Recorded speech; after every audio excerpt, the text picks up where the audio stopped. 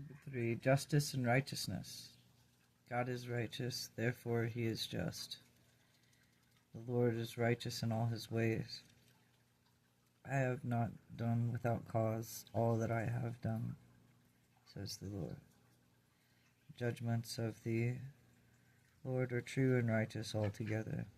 The justice of the universal Father cannot be influenced by the acts or performances of his creatures.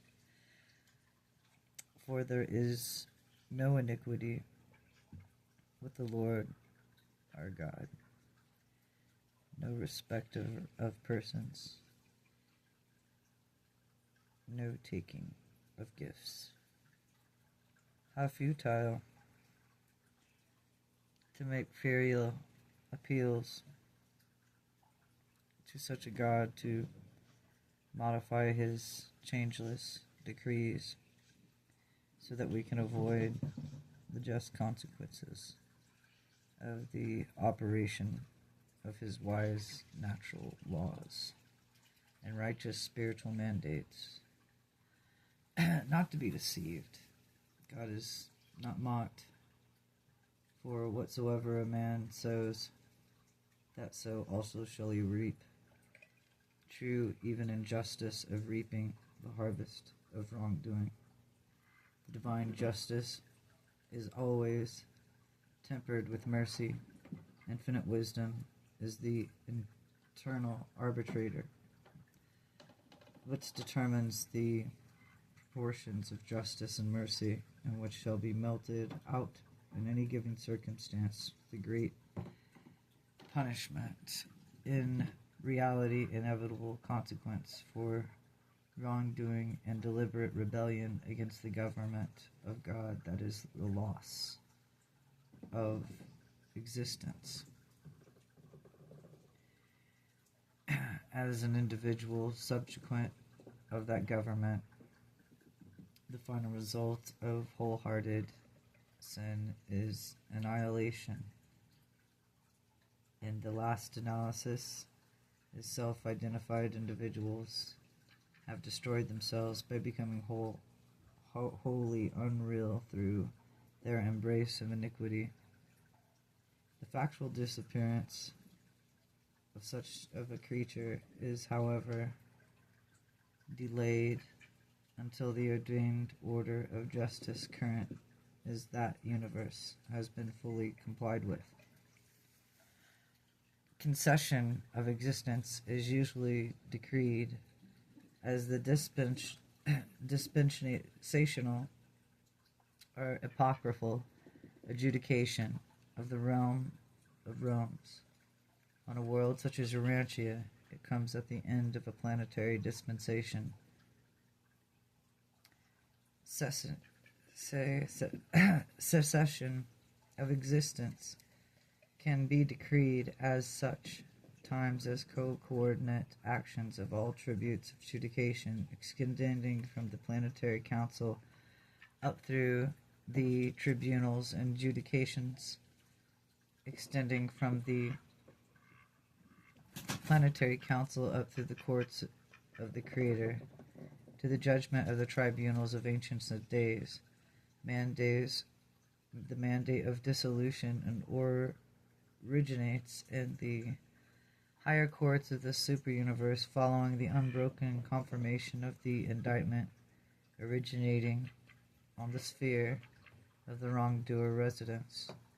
And then, when sentence and extinction has been confirmed on high, with the execution is thereby for direct call of the judge's residential on that operating from the headquarters of the super-universe.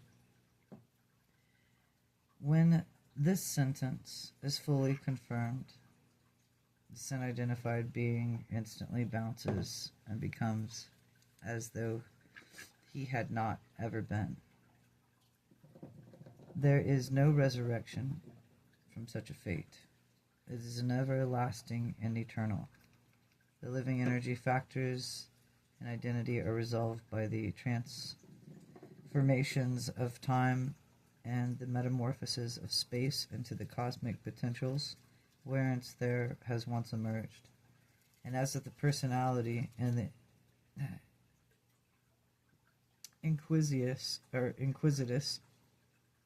one, in other words, the curious one, is deprived of counting life, vehicle, and by the creature's failure to make those choices of the final decision, which would have assured eternal life. One continued to embrace of the sin that's by associated of the mind accumulates, and to the complete self-identification with the iniquity, wherein thereupon the cessation of life upon cosmic dissolution, such as an isolated personality is absorbed into the oversoul of creation, become a part of the evolving experience of the supreme being. Nonetheless, it does not appear as it is personality. Its identity becomes as though it never has been, and in that case, an adjuster indwelt personality and experiential spirit values survive in the reality of the continuing adjuster. In any universe, contest between actual levels of reality, personality, the higher level will ultimately triumph over the personality of the lower level. The inevitable outcome of the universe controversy is inherent to the fact that the divinity of quality equals the degree of reality and actuality of any will creature. Undiluted evil with complete error, willful sin or unmitigated iniquity are inherently automatically suicidal. Such arbitrates of the cosmic unreality can survive in the universe only to become transparent, mercy, tolerance, pending of the action of justice, determining of the fairness, finding mechanisms of the universe, of tribunals of the righteous adjudication. The rule of the Creator's sons in the local universes is one of the creation and spiritualization. These sons devote themselves to the efficiency of the execution of the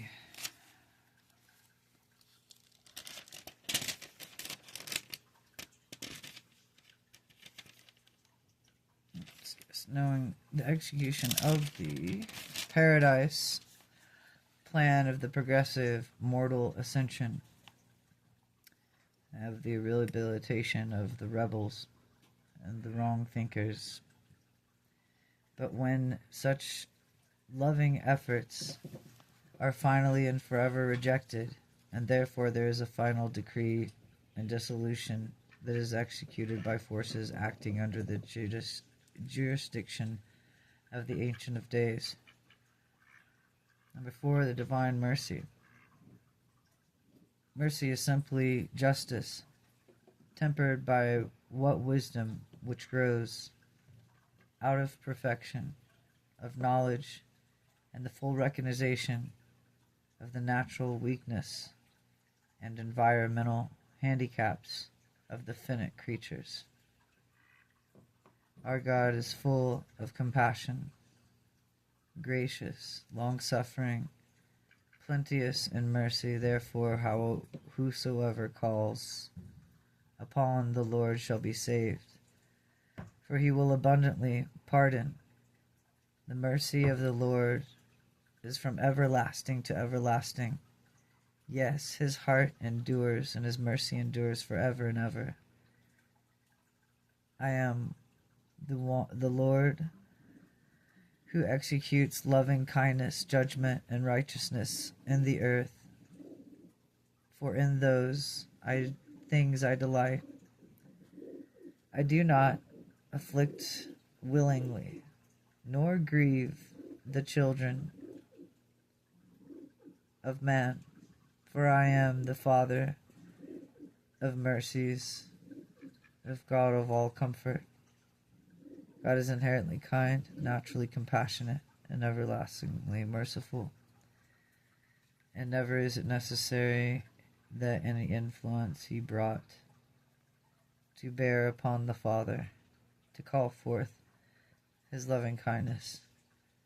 The creature's need is wholeheartedly sufficient to ensure the full flow of the Father's tender mercies and his saving grace. Since God knows about all of his children, it is easy for him to forgive. The better man can understand his neighbor, the easier it is for him to forgive him and even to love him. Only the discernment of the infinite wisdom enables a righteous God to minister justice and mercy at the same time in any given universe situation. The Heavenly Father is never torn by conflicting attitudes towards his universe children. God is never a victim or an attitudinal antagonist.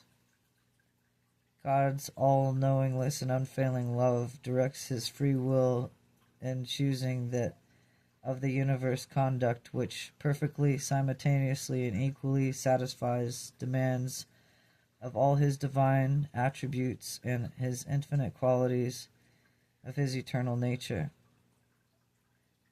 Mercy is a natural and inevitable offspring of goodness and love. The good, mature, and nature of love of the Father could not possibly withhold the wise ministry of mercy to each member of every group of his universe children. Eternal justice, divine mercy together constitute which in human experience would be called fairness. Divine mercy represents a fairness technique and adjustment between the universe levels of perception and perfection and imperfection.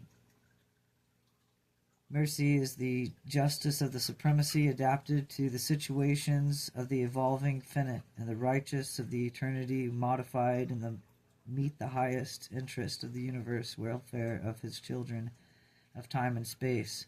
Mercy is not a contravention of justice, but rather an understanding, an interpretation of the demands of the supreme justice is as fairly applied to the subordinate supreme beings as it is to the material creatures of the evolving universes.